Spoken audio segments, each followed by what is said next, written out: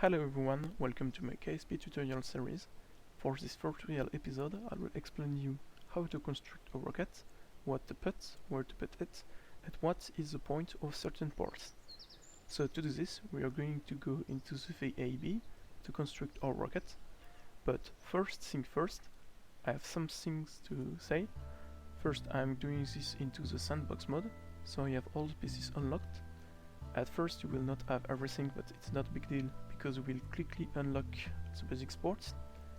And secondly, I'm playing without the 2 DLC of the game, so I will not cover this because they are for most more complex, and if you have the DLC, that mostly means that you know the game and you will understand what to do with the parts easily. So you start into the VAB with an empty room. It's advised to start with our essential part, the command module. I'm going to choose the large classic one. You can put 3 carbon inside, and then you will need some parts to land correctly. 1 main blue parachute on the top, 2 blue parachutes on the side, and 2 red parachutes on the other side. So the blue to land and the red to slow down your fall. And to slow down into the atmosphere, we will need a heat shield of the right size under our module. That's all the essential parts of a landing module. Without, you will either crash on the earth or burn into the atmosphere. Then, to separate our module from the rest, we will need a decoupler or separator, but a decoupler is better because it makes less debris into the air. And then you can put the fuel tanks and some high efficiency engines, like the Poodle, because we will be in space with this one. We don't need a lot of thrust, but more efficiency. Even if a center amount of thrust is needed if you have a big rocket, but for this one it's okay. If you are planning to do science experiments, we will need a few things. First, a service bay to put sciencey stuff.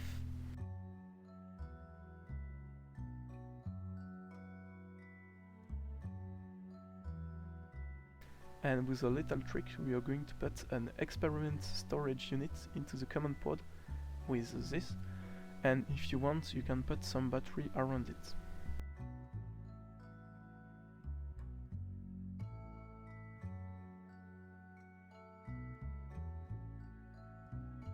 Then, under your first engine, put another decouplers and fairings and construct them around your rocket for aerodynamism. Then put another fuel tank. If you want a wider tank, use an adapter first, and another engine of the right size, but a bit more powerful because it will be used to put us into the orbit. Then another decouplers, another fuel tank, and the last engine pretty powerful to lift us from the ground. And if your rocket isn't powerful enough, instead of making another stage, I advise you to put some sideways decouplers and some solid fuel boosters with an aerodynamics port on the top. The best is to have 2, 4 or 6 of them, even 8 if you want. And to increase stability during the flight, use some straight connectors to connect the boosters to themselves and to the main body. And you can do it for the other stage as well.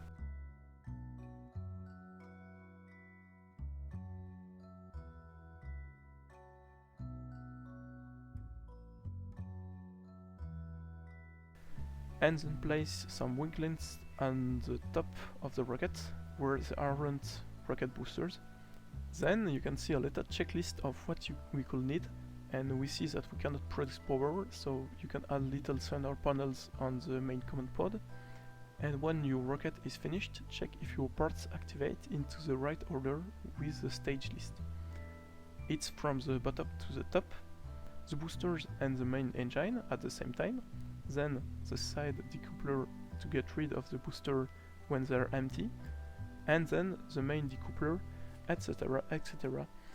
Just check that you don't get rid of an essential part before using it. So now size the rocket and give it a funny name and you are done. Yeah, I wasn't very inspired for the name. So now I will present you the different parts types and what they do, so you will be able to use them correctly. First, you have the command modules, so you have the 2 classic ones for the rockets, the 2 landers for landing module on planet without an atmosphere, And the props, they use electricity and replace the pilot to a certain degree, depending on the level. The last three ones replace totally a pilot, and two other reverse seats and cupola. And an additional information, I will not cover the spaceplanes parts because it's not the spaceplane video, simply. Then you have the tanks, they all have different size, width and forms. The rocket fuel tanks, they are used to supply fuel to the rocket engines and have oxidizer and liquid fuel. The monopropellant tanks, they are used to supply fuel to the RCS engines. And xenon gas tanks used to supply fuel to ion engine with some electricity.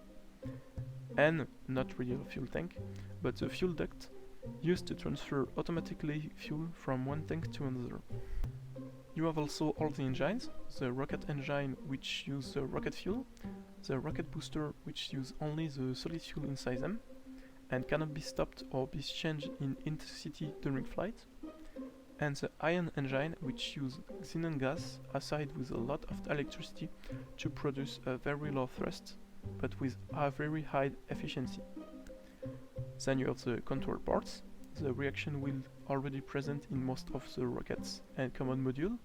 They are used to rotate a rocket with only electricity and can be added to a rocket if it's too heavy. And the RCS, four of them use monopropellant and one rocket fuel. They are used to do very little adjustment or rotating into space. The structural parts are used to do some structural modification, so you have the adapters, the couplers, the stretch connector, very useful to increase the structural integrity of a rocket, and other structural things. Then you have all the decouplers, so the decouplers to separate a rocket into two parts, the separator to separate a rocket into two parts, and the separator will be aside.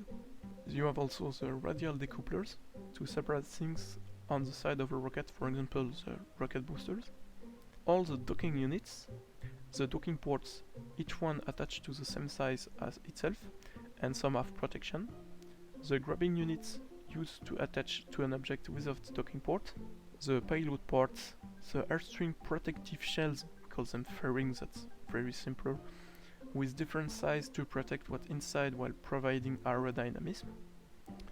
And the service bay to put stuff inside without letting them be it outside, so that's normal, for even more aerodynamism and aesthetic.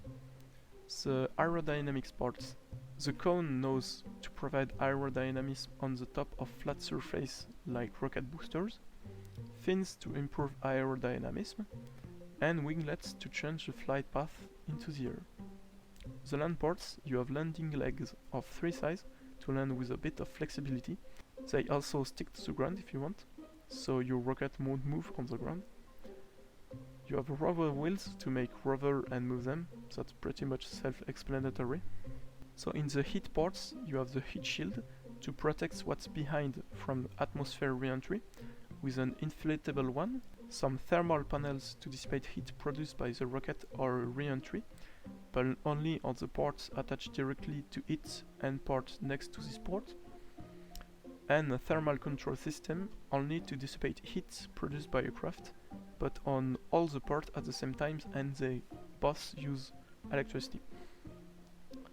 Talking about electricity, you have the solar panels, the giant and the white one can be repacked, a nuclear generator that produces electricity by itself slowly but all the time, fuel cells, very bad because they produce and store electricity but they use rocket fuel to do this, and the battery to store the electricity you produced.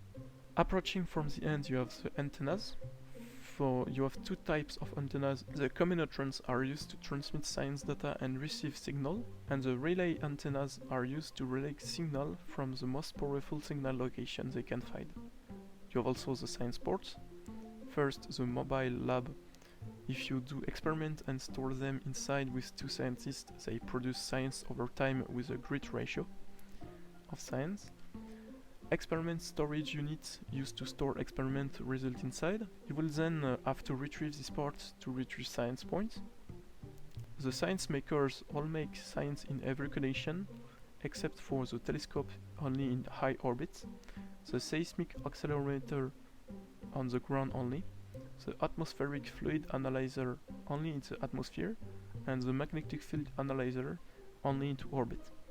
So the science maker have some zones where they can do different science experiments on the ground, on sea, in normal atmosphere, in light atmosphere, in low orbit, and in high orbit. The resource part, you have the ore tank to store ore and to supply convert or trans, the surface scanner to analyze the planet ore concentration only into polar orbit, the surface scanning module to analyze the biome ore concentration, the narrowband scanner to analyze specific region or concentration, the drills to mine ore but they need a lot of energy and produce a lot of it, and the convertotron to convert your ore into all the type of fuel you need. It also need a lot of energy and produce a lot of it. And the rest, you have the parachutes, like I said, the red to slow down and the blue to land, the ladders to climb your rocket, the lights to make lights, yes, you're good. The launch escape system, pretty much useless because you can revert flight, but very cool looking at the top of a rocket. And last but not least, the crew cabins to have additional crew in your rocket. So that's all for the rocket part. Thank you for listening to me, and I see you in the next video, which will be focused on rocket maneuvers and how to go into orbit. Bye.